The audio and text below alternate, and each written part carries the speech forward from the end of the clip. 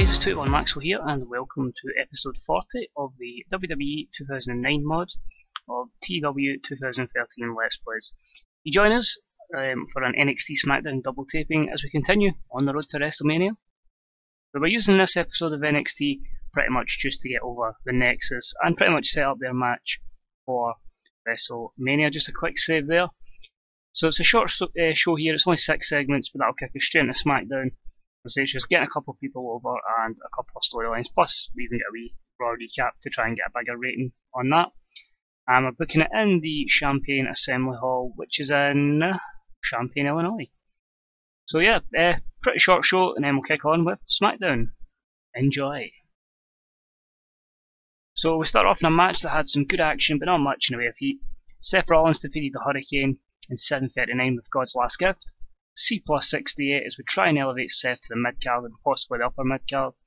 These victories, no skill improvements, and the dirt sheet, all negatives there for the Hurricane, apart from Seth holding back. So that's always good for the future of Seth Rollins. But on this day, the Hurricane certainly let the match down. Next up, we have Shelton Benjamin talking to Alex Shelley. Yo dog, thanks for accepting me to be my tag team partner this evening. I need someone with the qualities and experience to help beat the Nexus, and I fully believe you can help me get the job done, and hopefully one day in the Nexus. Alex Shelley replies, sure dude, that's what I'm here for. To continue to better myself, and to make it to the top.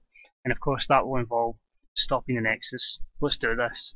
So Shelton Benjamin and Alex Shelley teaming up, and that is a B81 segment there. Negatives just the low momentum of Alex Shelley. Match itself didn't have too much success though, in a match that had some good action but not much in the way of heat. Kevin Steen and Sami Zayn defeat Shelton Benjamin and Alex Shelley in 9:40 when Kevin Steen defeated Alex Shelley with a package pile driver. Just a C62, so probably could have been a little bit better, but again we need to elevate Steen and Zayn. Kevin Steen and Sami Zayn with excellent chemistry as per usual. The Reunite storyline continues as well. No skill improvements, and the negatives here pretty much for everyone holding back, and probably a little bit of lacking in overness as well, which caused the 62.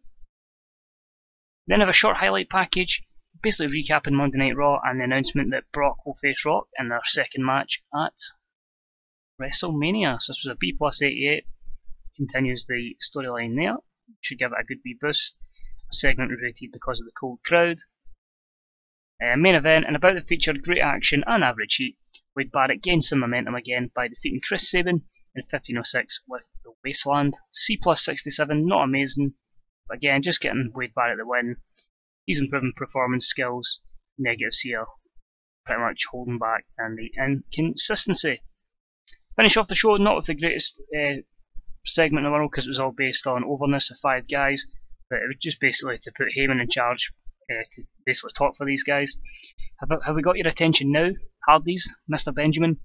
You seriously think you can stop our Nexus? Stop the next generation of premier superstar coming through this company? Then you are sadly mistaken. So how about we put it all on the line? Why don't you 3 find a partner to take on this Nexus team of Wade Barrett, Sami Zayn, Kevin Steen and Seth Rollins? I'll be in SmackDown, and I expect an answer then. So Heyman's laying down the challenge for a 4 versus 4 match to the Hardys, who they had previous beef with, to Shelton Benjamin and a potential 4th member of their team. C58 because it was based on everyone's overness. Barrett and Heyman came across well. Negatives are obviously going to be, well, actually just for Seth Rollins and Sami Zayn, so not too bad there. Overall, the show got a 71 C+, which is pretty decent. And yeah, we'll head into SmackDown in 2 seconds, guys. Stay tuned. Here we are, folks, with the SmackDown portion of the show. Just 9 segments today as we try and continue to build up some storylines. I definitely feel because there's so many main eventers now, it's really restricting the time we've got. As you can see here, that's 95 minutes of the show, and it's pretty much been done, fully completed with 94 minutes, so a lot of people do miss out. I mean, it makes it a bit more realistic, you know, because WWE really do only have about 90 minutes of TV time per show when you think about it with adverts and what like. So I'm more than happy to go with that, and it continues to give other people the chance to shine when it's their turn in that respective week. So again, we'll be building up storylines on SmackDown. And then as we head into the last 2 weeks, we'll definitely be running through the card and announcing the card through the ad from pre-booking screen, or just the pre-booking screen in general. To let you know what the card is for WrestleMania 26. It's the same arena that NXT was at, so we are going to be still in the Champagne Assembly Hall in the Great Lakes. Whether we get a great rating, I'm not so sure, but it'll continue on some storylines. Also get Jericho versus Jeff Hardy, the winner to face the Undertaker at Wrestlemania. So that'll be a match confirmed by the end of today. And yeah, let's run the show, let's hope it's a good show, and let's hope we get a really good rating. So we turn out with 17,200 in attendance, that's very good. In our opening contest, we had some good action, but not much in the way of heat. Ted DiBiase defeats JTG in 11:20 by pinfall with a Dream Street. This got a B-77, which is still very good for a opener match, considering you think maybe 2011 both of these guys were complete jobbers. So such a stark difference in contrast in their career fortunes at the moment, as we've got them getting really good ratings. JTG was off his game, but both gentlemen have good chemistry together, and Crown Time in basically the tag division storyline continues. No skill improvements, and the dirt sheet has negatives for both men holding back and JTG's inconsistency, but very happy with that. Good start to the show. Our second match, and about that featured great action and a good crowd, R-Truth defeated Wade Barrett in 10:27 with a scissors kick following botched interference from Sami Zayn. Another good rating with a B80 here. So, you know, the Nexus trying to gang up on R-Truth, could he possibly be the fourth man to help the Hardys and others in the potential matches that could be coming up? Paul Heyman did some good work at ringside. Wade Barrett and Paul Heyman are a good pairing. Striker and Joy Styles worked very well, which is good. The We Unite storyline continues. No skill improvements there, and the dirt sheet just as negatives really for both guys holding back and the Truth morale. So again, very happy. Good booking there. As far as I'm aware, I'm quite happy with a B80. We then play a highlight video of last week's Orton vs Morrison match and the post-match beatdown by Orton on Morrison. They highlight the save by Batista before Batista's match this evening. This is a B+86, and this advances the Viper and Animal storyline between Orton and Batista, as it looks like they two are going to lock horns at WrestleMania. And about they had some great action and a good crowd, Batista then defeated Drew McIntyre in 11:09 by pinfall with a Batista bomb. This got a C+70. Batista improves his Rumble skills, and it just gets him some winning momentum, which he needed. Both guys on low morale, length was penalised as well, but again, time restrictions, it's still a decent rating. Batista I'd never seen him get good matches out of, but I'm hoping at the pay-per-view Randy can do that. He can get a good match from Batista. Ladies and gentlemen, my guest at this time is the R-rated superstar Edge. We are with Todd Grisham, who's doing the interview. I felt it was a bit realistic. I didn't want Edge just to start talking away, so we gave him an interviewer, and I believe that's not too bad at a rating. Edge, can you explain to our audience why you did what you did to Christian? What I did to Christian? It's simple. When you get injured, you expect help and support from a friend. You expect them to always be there for you. I got nothing, not a thing. But Christian goes out, wins the ECW title, and then wins the Intercontinental title. That's great. But he sacrificed a friendship in doing that.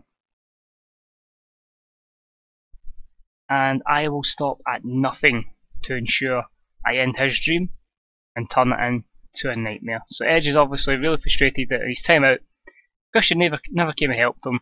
He went away and won titles and had all this success while Edge was just laying there recovering. So B83, it's pretty decent. The promo segments between Edge and Christian so far have been solid. Todd Grisham obviously performed poorly, but I think we can deal with that. I mean, it keeps it realistic, an interviewee, that's perfect. But you think you know my storyline advances, just Edge's low morale, but low momentum, sorry, but we can build that up. You know, that's part of the plan. You know, build him up, make him look like he's on fire at WrestleMania, and then you know he can give the result to either man. But then about the feature, great action and great heat from the audience. Edge defeats Rey Mysterio in 15:17 by pinfall with a handful of the tights. Solid B+84, absolutely delighted with this. Good chemistry, and that lifted the match. So very good from these two. Edge improves his flying skills, Rey Mysterio improves his performance skills. Overall, very, very good considering a lot of negatives there, so we could have maybe pushed that to an 86 or an 87, but still, happy with that, nonetheless. We then have a hype video to say that next week on SmackDown, CM Punk will be in action. Obviously he's missing from tonight's show. will set up his WrestleMania match next week. That's a B-77. Holy shit, I never expected this. Basically, obviously Jeff Hardy's done a lot of poor matches, but wow. This was the final for the basically the right to face the Undertaker at WrestleMania 26. And about the featured great action, with great heat from the audience. Chris Jericho defeats Jeff Hardy in 1736 by pinfall with codebreaker A90. Wow. Jericho, I can expect good matches out of. Jeff, not so much, but that is incredible. He's just basically taking a great match out of Jeff Hardy, and that's phenomenal. Absolutely delighted with that. Worker improvements. Chris Jericho's improving flying skills. What's interesting, that getting A90. Look at the negatives here. You have to think, if none of these guys drank or had a drug habit, that could easily be an 82, 92, 93, 94. Scary to think that, but what a matchup with these two guys. Which leads us to our end segment, which only got a B-75 somehow. Jericho celebrates his win with the referee raising his hand. He does a title belt, even, like motion before the gong hits. And the lights go out. Lights come back and Undertaker is in the ring. Jericho instantly bolts out the ring, up the aisle. Taker stands there, raises his title. It's set up now. Chris Jericho versus Undertaker with the World Heavyweight title and the streak on the line. So Taker's title storyline advances. Chris Jericho, Undertaker. That is in. Let's just book that in just now for WrestleMania. Wait for all these TV shows. Just so we know that's definitely been booked, 100%, signed off, sealed, delivered. We have The Undertaker with 61 momentum, so he's going to have to gain some momentum against Chris Jericho, who, as you can see, is on a big wave of momentum at the moment. In that match, it's something I'd love to have seen Undertaker face at WrestleMania, but that's kind of why I've done it, because I really wanted to see it, but delighted with that. That ends the show. A solid B+87, which increases our popularity in 15 regions. That's going to be it for this episode because it doesn't give us our ratings and stuff till another 2 days down the line. I'm quite happy we were going towards WrestleMania. The question is, are you guys happy with the card, how it's shaping up so far? Obviously, we've given an idea of where we're hoping to go with some matches. Let me know what you think in the comments section below. Any TW questions as well, let me know. If you watched the video, liked it, please leave a like, deeply appreciated, and hopefully, the more likes it get, people can see, oh, it's this TW, and then it can have a continuous effect and let other people see other people's TW stuff.